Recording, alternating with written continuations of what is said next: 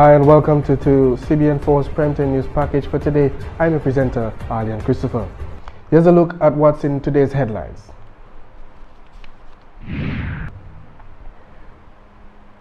The Russian government presents the Dominican government with a stunning contribution. The Fire and Ambulance Service to intensify its training for officers in 2018. And one Prime Minister hints that elections will be in a matter of weeks, adding to months of speculation. Stay tuned to these and other stories right after this break.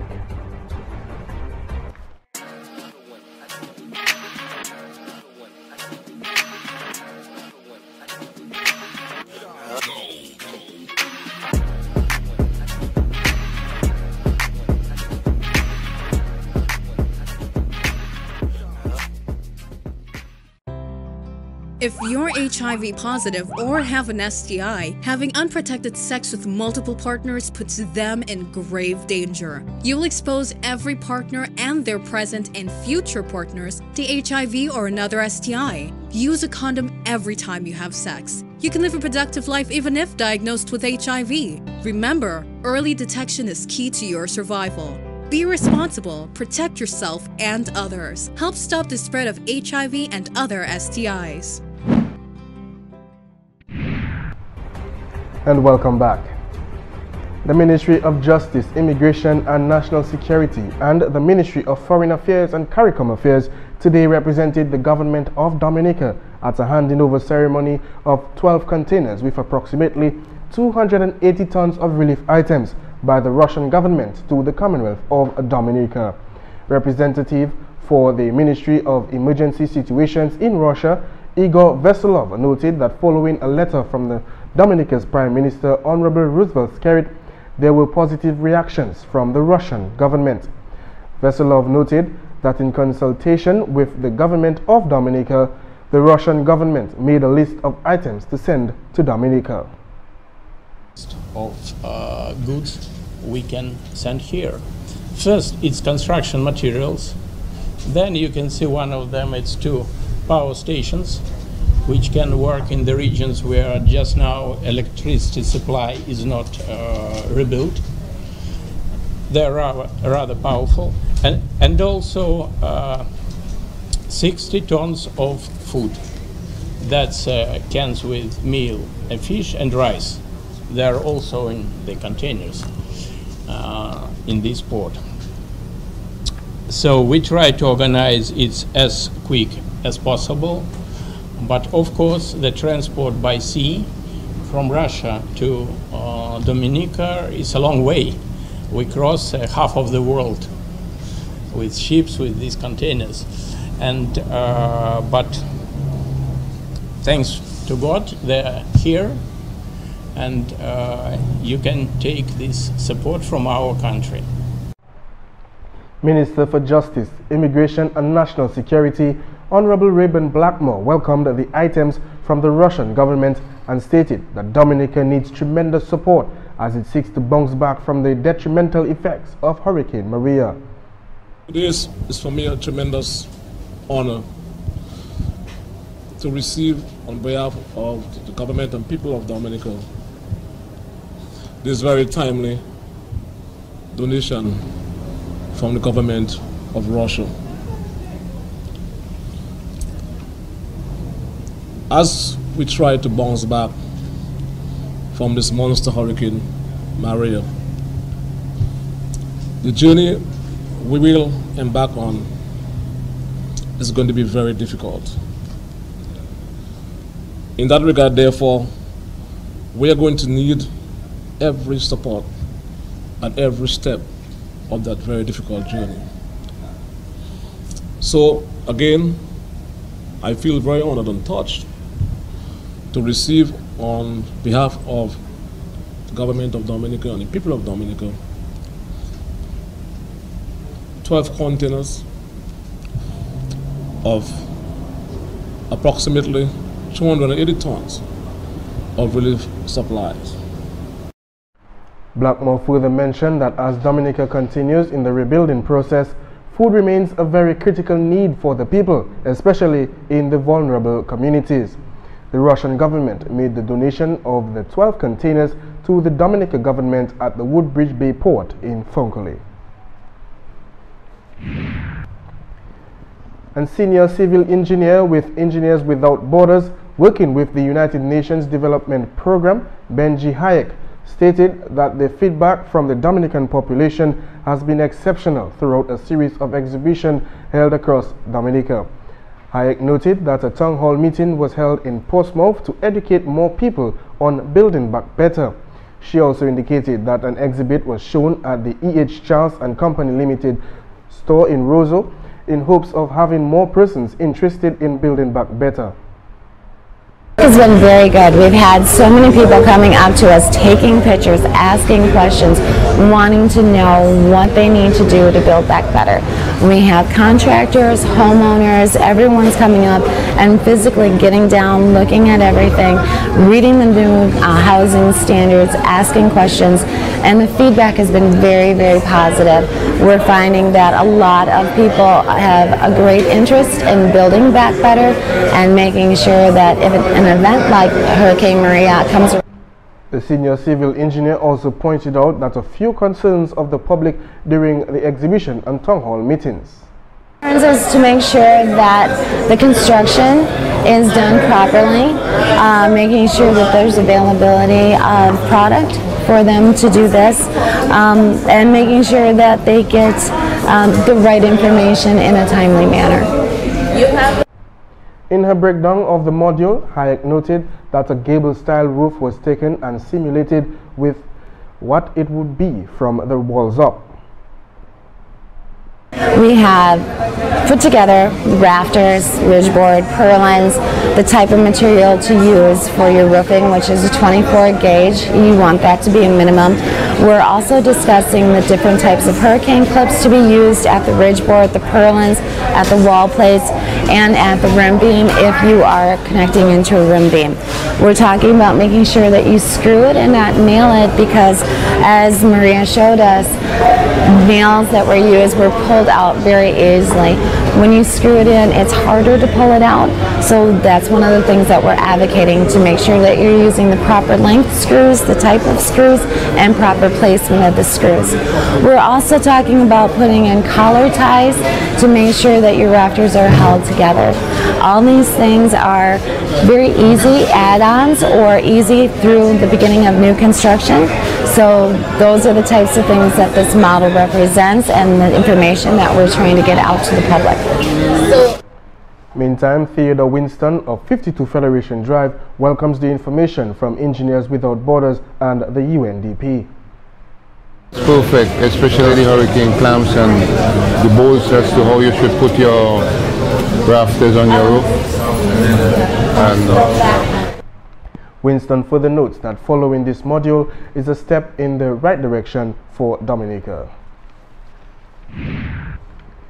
And Chairman of the Dominica Festivals Committee, Gerald Cools-Latig, believes that the 6 p.m. end time for Carnival 2018 made a slight difference in attendance during Monday and Tuesday. A decision was taken by higher authorities for Carnival 2018 to end at 6 p.m. on the 2 days designated for the Carnival celebrations. The Minister for Tourism and Urban Renewal had stated that the decision was taken in consideration for the safety of the Carnival revelers, since Dominica is still recovering from the passage of Hurricane Maria. What good thing came out of it? If you notice, from 2 to 6, the streets were packed. Normally, if you have it ending at 10 o'clock, between that time, there's a big lull and so on. So that made a difference. But that will be discussed, and we'll move from there. The government of Dominica provided $263,000 for this year's Carnival celebration, compared to the $720,000 they made available in the last 2 years. And with funding from the support of the 380 new amazing books and a remedial reading toolkit at Dominica Grammar School, and 1,460 new books and literacy resources for Grand Bay Primary School, the Scotiabank Community Program has shown that Scotiabank strongly believes in the advancement of child literacy on Dominica. Ms. Paula Hatz, Country Manager of Scotiabank Dominica, said Scotiabank is proud to be empowering the youth of Dominica through this literacy partnership with Hands Across the Sea. She also said that for the secondary school students, there is no greater pathway to a bright future than the skills of literacy, and so we are pleased to be championing this program. The committed efforts of the principal and staff at the Dominica Grammar School and the Grand Bay Primary School, despite severe challenges imposed by Hurricane Maria, have advanced their students' literacy and nurtured their love of books and reading. Ms. Hart added that the donation shows Scotiabank's continued commitment to both Dominican children and the wider community. Stay tuned, we'll be back with more after this break.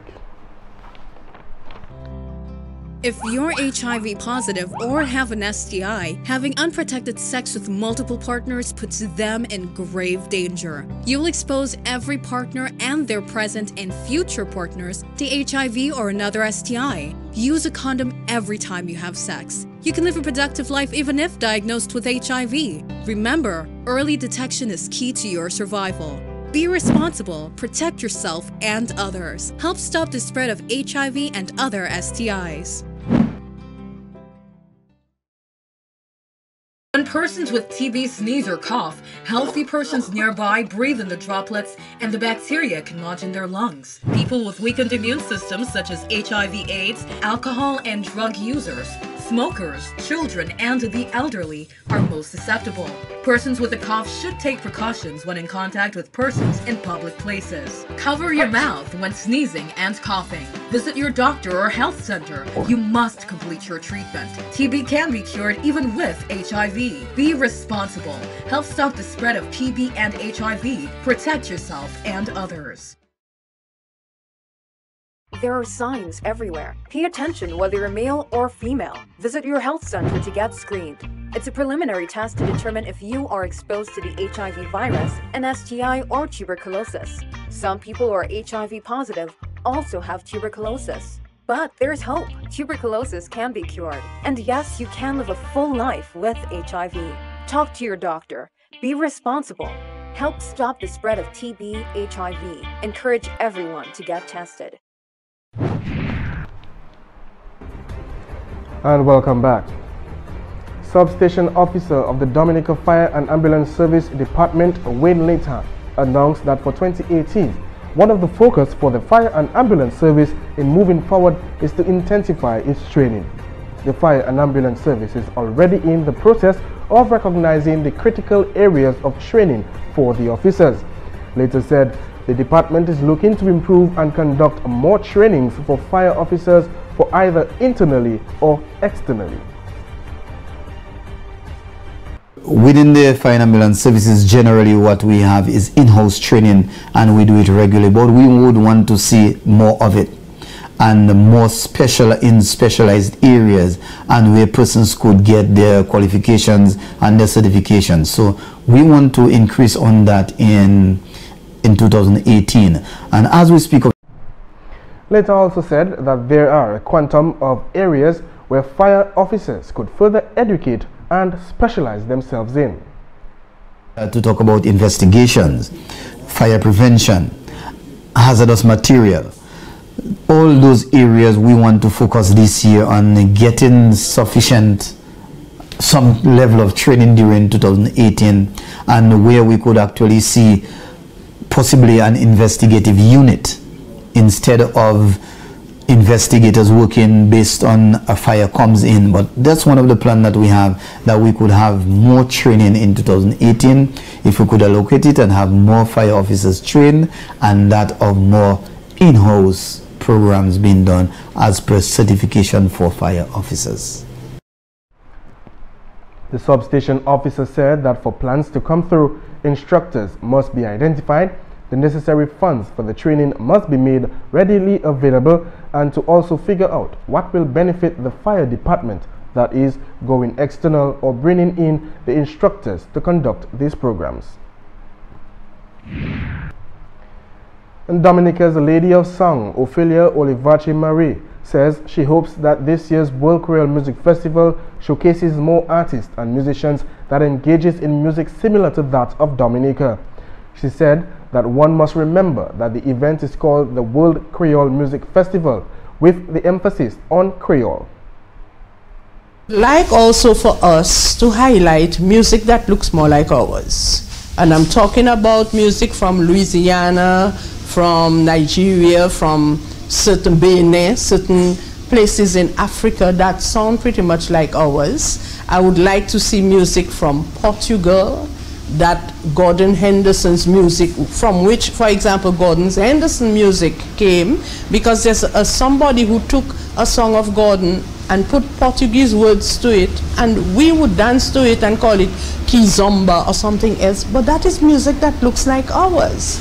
And there are so many other musicians from Guadeloupe, Martinique, Haiti, French Guyana, that look so much like ours, that could influence our young people to even appreciate more what is ours. I would like to see that kind of music come through. There are a lot.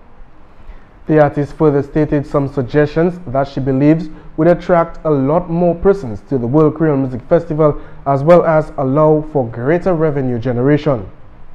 Earlier, so that children even can come and see a good performance and know what they might be able to do in the future as a career. That's how I learned. I remember seeing, I was about 9 when I saw Barbara Booley rehearsing with Swinging Stars on Grants Lane.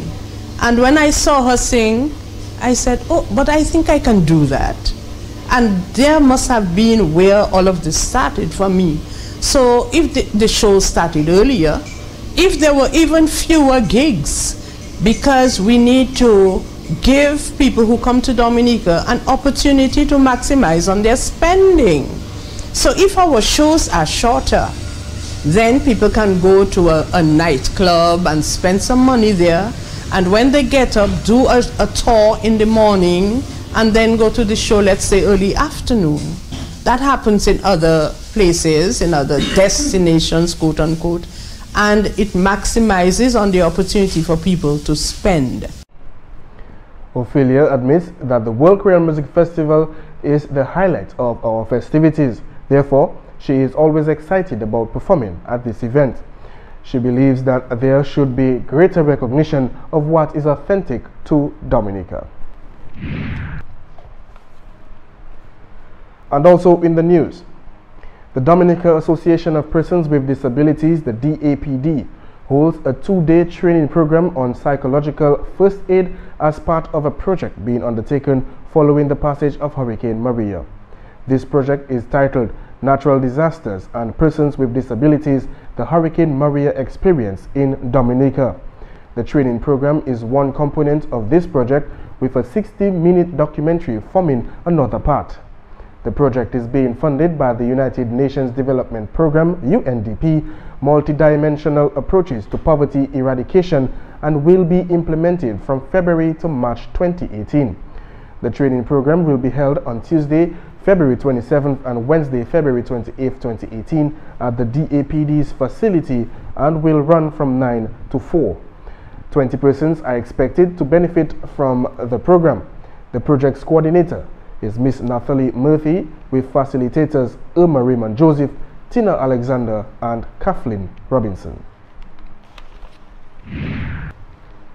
And in sports, the Dominica Football Association is set to launch its inaugural Under-15 girls competition this weekend with 2 matches.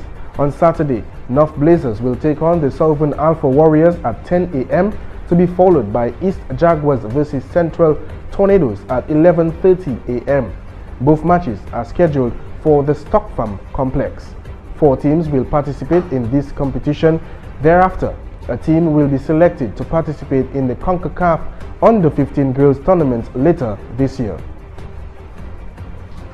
Meantime, 3 matches are scheduled for week number 4 in the DFA's Flow Nations Cup. On Saturday, Bafa State Football Club will take on the ACS Portersville Tarish United at the Windsor Park Sports Stadium, while at the Castle Bruce playing field, it will be Belfast Estate Mahusuka Strikers versus Buster Warner. The action goes back to the Windsor Park Sports Stadium on Sunday, with Delton United coming up against the Police Sports Club. All matches begin at 3 p.m.